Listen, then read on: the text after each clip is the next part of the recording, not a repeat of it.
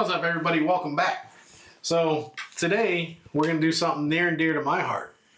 I want to try to give you the 5 tips on how you can become a whiskey bitch. Just like me. Everybody wants to be like me. Except taller. Or pretty much anybody. All right, so let's kick it off. All right.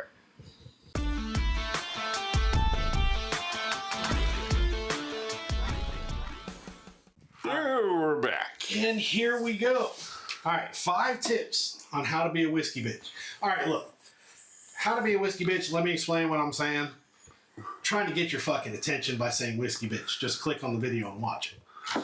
So, that being said, we're going to give you 5 tips on how you can become a better whiskey drinker, especially in the beginning and stuff like that. Basically, a whiskey bitch. The first thing we're going to talk about, very important if you're starting a whiskey collection, starting to drink whiskey, know your budget. I mean, you sit here, we fall into this shit all the time. We look on YouTube, we look on Facebook, Instagram, we see these guys with, I don't know how many tens of thousands of dollars in their way bigger than our collection. Here's the tips to being what your budget is. Make sure all your bills are paid. Yep. And if you're not sure after that, check with your wife. Yeah, check with your old lady. She will let you know what that budget is. She'll also let you know if you're an alcoholic or not, or any other problems you have. Exactly. And, any shortcomings, she'll tell you sometimes the truth, sometimes she'll just make you. But I think the average, I'd say if you're just breaking into the whiskey world, the good thing to do is buy like 2 to 4 bottles. Start there. Absolutely. There's hundreds of videos of what whiskeys are best for starters. I started Jack Daniels. I think anybody that knows my story knows I grew up on Jack Daniels as a family and moved on from there. But I think there are probably more palatable ones to start with, and a little easier on the system. So when it comes to budget, you're going to see all these videos. Be careful what you see on YouTube. YouTube's not real life, guys. I mean, seriously. People are getting bottles as gifts. People are, spending a lot of money. It's a business. We're not quite at that business yet, so our money that we're spending on our shit is legitimate. So you have to know what you're spending it on. So, you can sit here and you could say, oh, we want to get a $500 bottle of whiskey. It's kind of that. Especially first starting out, why? There's so many great budget whiskeys, especially if you don't have them or haven't tried them yet. you can. I don't think we've ever had a $5 whiskey or $500 whiskey. I definitely haven't. I think probably about a 2 something is as high as we've had to drink. Yeah. And to be honest, they say it. Some of them are worth. What you gain in quality is worth what you pay. Yeah. Some people say it's once you get past a certain threshold of like the $80s, $100, that it's all just, it's just status at that point. It's not really flavor or enjoyment. So you don't need to spend hundreds of dollars. But I say start cheap. There are a lot of excellent whiskeys that are budget friendly. If you got a higher budget and you want to go for more of the what you've seen in movies and what you've heard about, then by all means, knock yourself out. And money's not an issue. But figure out what that budget is. Yeah. Don't get into trouble. Don't worry. Then you're talking about alcoholic problems. Don't do that. Figure out what your budget is. You could go out and you could buy, Wild Turkey 101. You get Old Forester 100. You can get, all those things that are quality down. And if you want to have a higher budget, then don't get into other shit. Yeah. Because bourbon costs money, whiskey costs money, and if you're like us who have EDC, we have Harleys, motorcycles, figure out. We have a lot of money draining shit, so we have actually kind of finally got our bar stocked really well. So now we've cut back to just filling the bar, maybe like once or occasionally twice. buying something special, but we've really dialed it back. And what we were really chasing that dragon for a while. Exactly. But we've got to a point where we've got more whiskey than we can probably drink in the next year or two, or at the level and consistency we drink now, probably got enough that'll get us all the way till almost death. Absolutely. With that being said, we'll go on to number 2, which is try a whole bunch of different whiskeys. Look, there's multiple reasons for why trying whiskey is important. You don't know what you like. So how are you going to go and spend $50, $60, $70, $80 on a bottle that you might not fucking like? We did it right here with the chicken cock. Great name, great looking bottle, yes. And it sucks. Such a conversation piece. Yeah. Really disappointing. So when it comes to trying, there's two things that I recommend. When you go out to eat and you look at the whiskey selection, always check out the whiskey selection. That's a big piece of advice. But try different whiskeys at every restaurant, everywhere you go. Try different whiskeys. Anytime you go to the liquor store and they're doing a free trial on any whiskeys, try them. Yeah. As I think most of the show regulars on the show know, I am not a flavored whiskey guy. I like my whiskey to taste like whiskey. Except he drinks it on ice like a bitch. Yeah, whatever. I say drink your whiskey how you want to drink your whiskey. I do agree with, typically, if I'm trying a whiskey for the first time, I will do a Glencairn and do it straight up. Neat, as they call it. I do like mine on the rocks. When I'm having a lot of them. Especially when you're dealing with something with proof. I think it's a mental thing in my head. I don't know that there's any validity to it, so you'd have to do your own research. Anyway. That I feel validity. Dude, don't mess with my nasal congestion. That wasn't nasal, that was drunk. Nasal congestion. That was drunk. This is his fourth drink. Anyway. I believe I'm slightly hydrating myself as I drink it because there's ice.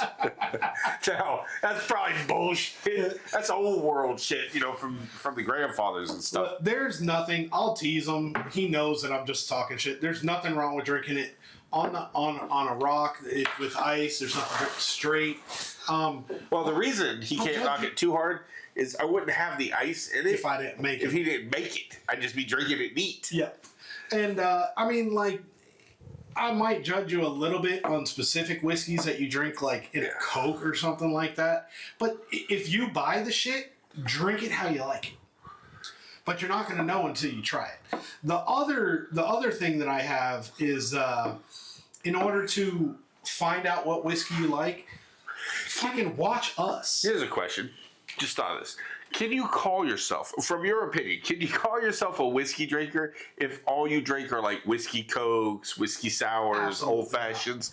Or do you have to at least part-time drink whiskey in its regular form to even be called a whiskey drinker? If you can't take it and be like, it's 100, look, the first sip was a lot, but if you can't drink it out of a Glencairn because it's too strong, oh my god, it burns. And this has got some punch. You're not a whiskey drinker.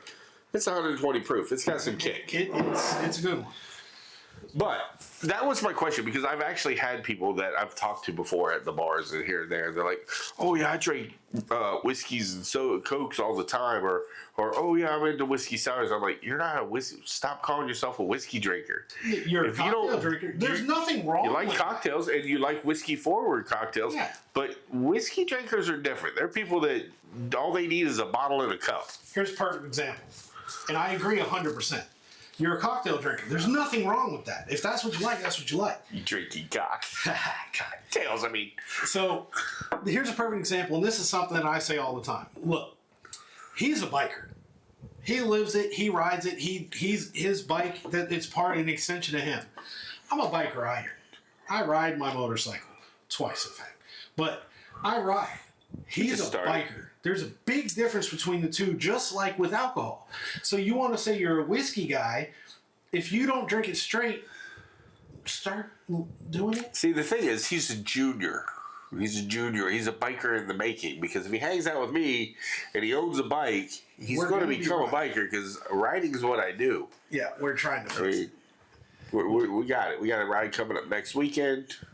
Well, I don't know when this will air, so we're doing our. We got rides coming up every day.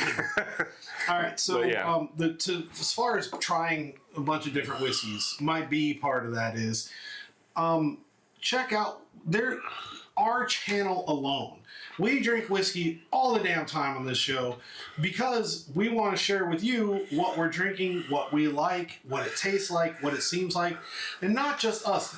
Well, fucking watch us. I'm not. Well, our whole show is about is a journey of enlightenment Yeah. as you travel through life with us and what we're into.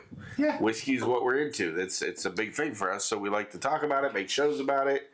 Are we as knowledgeable as every other whiskey show out there? Probably not. Sometimes, some people we probably know more than, some people we know less than. It's just the way it is. We just tell you our truth.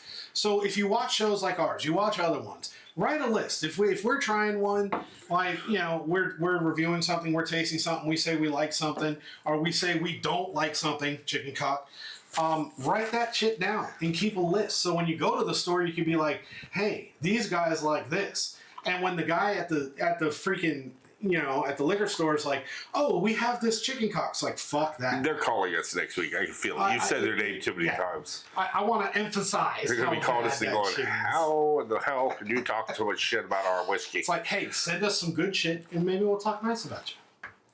But make sure it's good. It's besides Canadian whiskey, it's the only whiskey we've talked as much shit about. Oh, God, it's so bad.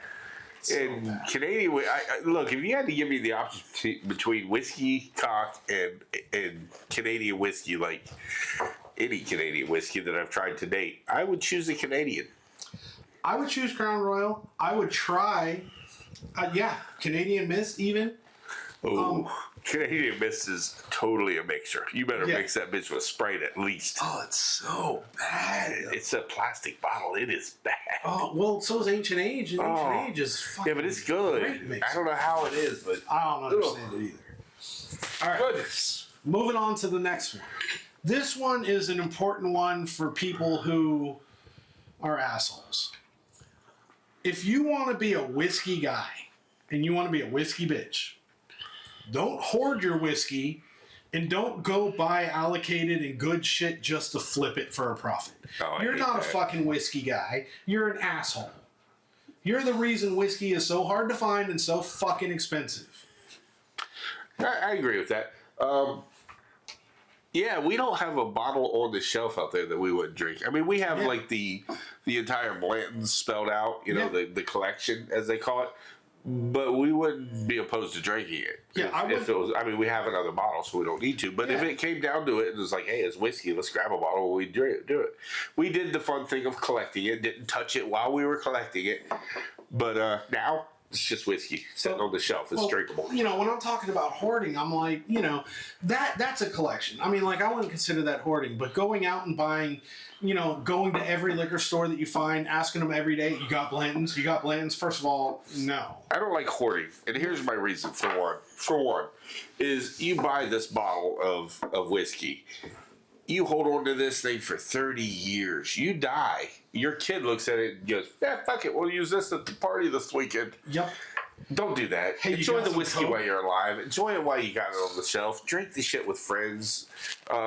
If you need a special occasion, then make one. Make it. Have the most important people over to play a card game and break it out and experience it together. Make it the occasion. Yeah. Stop hoarding. Stop trying to. That's just my personal. If it's your business, well, first of all, I think you're an asshole. But if you're doing it and calling yourself a whiskey guy, you're not. Drinking it, enjoying it, sharing it, experiencing it, that makes you a whiskey guy. Not fucking flipping it for a profit. Now, as I say that, I'll say this. To be a whiskey guy, you have to know certain things. For example, know what your allocated whiskeys are. Know why they're allocated. Understand when they're released. So you could sit here and you could go to the same liquor store, like I was saying, and ask every week, hey, do you have Blanton's? Hey, do you have Blanton's? Fucking stop asking and form a relationship with people. Yes. Go in Talk there, to the guy. talk to him. Become friends with him. Yes, it's not real, it's not like, hang out friends. Business relationship. But a business relationship, you become friendly with them, and most of them will take your name, take your number, and if they know what it is you're looking for, what you're always after, they will call you, hey, or text you, hey, I got 3 bottles of this in, do you want one? And that's how we've got numerous when bottles. we were working on our Blantons, I formed a relationship with a guy at our liquor store. And I'd go in there and I'd talk to him, just see what was going on.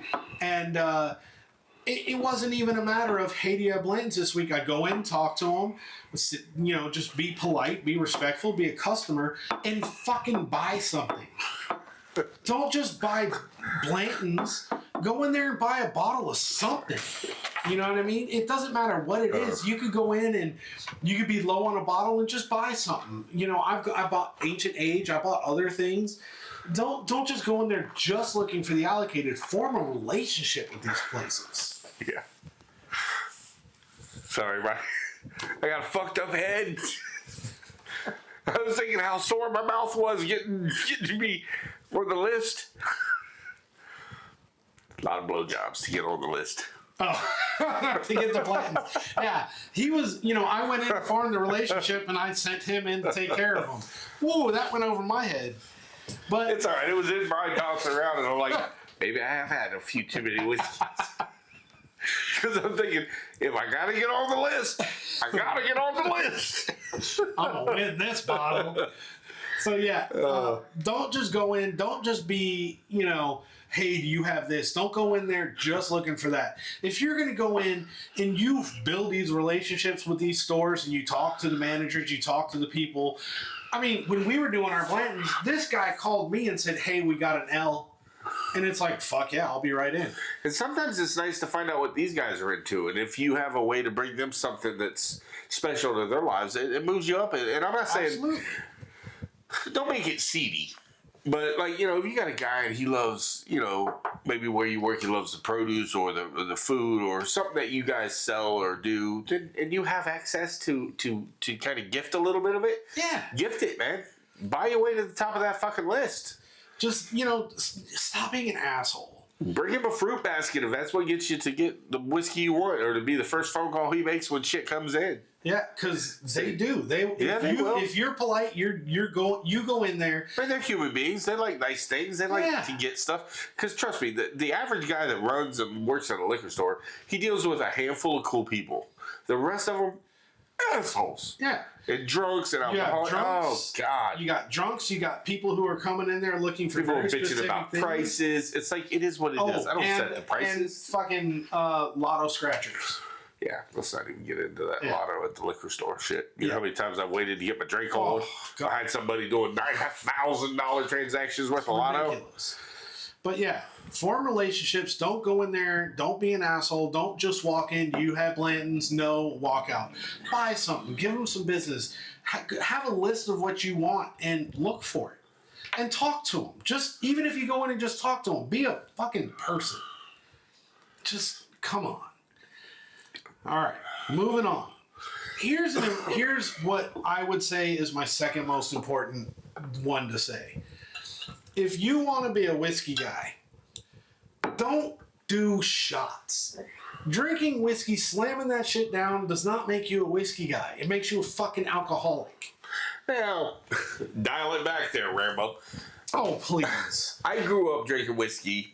I never called myself a whiskey guy. Exactly. But I did do shots of whiskey and beers with, you know, that was my thing. But it did lead me to being the whiskey guy that I am today. Okay. So. All right. So let me restate. If you want to be a whiskey guy, don't claim to be a whiskey guy if all you do is take a shot and slam. Don't claim to be a whiskey guy if your whiskey content is Fireball. Oh, God. Rule 1. That fucking caramel shit that I bought that one time. Oh, God, that was I walked in the Total Wine. Carradines or whatever the hell it was. So bad. I walked in there and I was like, okay, we're starting. Do we still have that shit in the bar? God, we do, and it's so terrible. It's under the bar now. It's not even something we put out. It's like, we don't want people to know we got that. Put that away. I walked in there and I was like, you know, we're drinking actual whiskey, and I'm like, maybe this could be something. But what you got to realize is Jeffrey came from the world of rum. So he was transitioning from his love of rum. Transitioning? Yeah, you're a trans whiskey drinker. Anyway, he transitioned into a whiskey drinker, but he started by wanting to buy all these flavored whiskeys. We're in trouble. Because he still wanted that sweet element that rum has that whiskey does not have. Until you cut off all others, you realize there's a lot of sweet whiskeys out there. Oh, yeah. Woodford Reserve, as we say. It has a sweet note to it. My God. To me, that's like candy. 100. Oh, yeah, it's like candy. Oh. Then you get into some stuff like this. Like this will kick you right in the crotch. Oh, This is good stuff. It's knock you on your ass. This isn't, I would never recommend this to someone who's never had whiskey. I would be like, yeah, you're probably not. Unless you got a really, I have a son, 23, right? Has a love, I know, great dad. I got a lot of kids. It's hard to keep up with each one of them. But he loves the strongest shit on the market. Like, he loved that moonshine I had. He loved the Ardbeg that almost everybody hates. Oh, and he loves it. Only person I've ever met that picks up the strongest flavor, the strongest burn, the strongest anything is like, that's pretty good. Yeah. I wasn't even that way. I had to ease my way into it. Started with Jack Daniel and beer bags. And then eventually become the whiskey drinker. Now he just picks it up and goes, "Oh, this turpentine's good. It's got a little burn on the back end." And here we are sipping it and like, whoo. I should probably worry about him. I say it like a proud daddy, like, look at my baby boy. I should be like, yes. It's like, hold on He's a going to second. need therapy. But he is also the only child I have that rides a Harley, so kudos That's true for that. so far. We are about to die battery-wise. We should keep that in mind. All right, so we'll go ahead and finish it up. Then, in that case, we're going to say the last and final thing, which is... Now I can't remember what it is. Let's see. Okay, yeah. This is the most important aspect of being a whiskey person. Share your whiskey. Find some people who enjoy it with you. Don't sit in a dark room unless you're in a room alone watching our YouTube. Go ahead and do that all day long. Because then you're not really drinking alone anyway. You're drinking with us. And we'll have a drink with you any day, except my glass is now empty, which is fine. That tasted very salty for some reason. Very salty. Okay. But share with people. Share the experience. If somebody walks in and they're like, oh, I would love to try a whiskey, don't not share it. Share it with I will share a whiskey, a high-end whiskey, hard-to-get whiskey with any one of my friends, families, acquaintances. The guy that fixes my refrigerator, if he's into trying it for what it is. If he's like, yeah, you're pouring on some Coca-Cola. Look, we're out. We are very firm believers to drink your whiskey how you like to drink it. You want to drink it on ice? Cool. You want to put it in a Coke? Cool. As long as you fucking pay for it. You're not pouring my shit, my expensive stuff in Coke. You want to try it neat? You want to try it on ice? Cool. You want to drink your whiskey the way you drink it? Go ahead. Not necessarily mine. Yeah, and I would prefer, actually, that you don't do it in my house. I'm all for you doing it. I just prefer you do it at your house. I will be judging you. But drink it how you like it. But share it with people. Don't just have them walk into your house, look at your whiskey, and you're like, no, you're not going to drink it. Don't be a dick. Basically, being a whiskey person is being a good person. And what do you think of that list? I like it. You follow those 6 steps, you too can be a whiskey bitch. Just like him. Just like me. That being said, hey, let us know what you think. Like, comment, subscribe. Ring the bell. Let us know what you think should be on the list. Okay. Peace. Let us know what you think should be on the list next, guys. Peace out. You like my ding-a-ling-a-ling? That was a little bit, up there.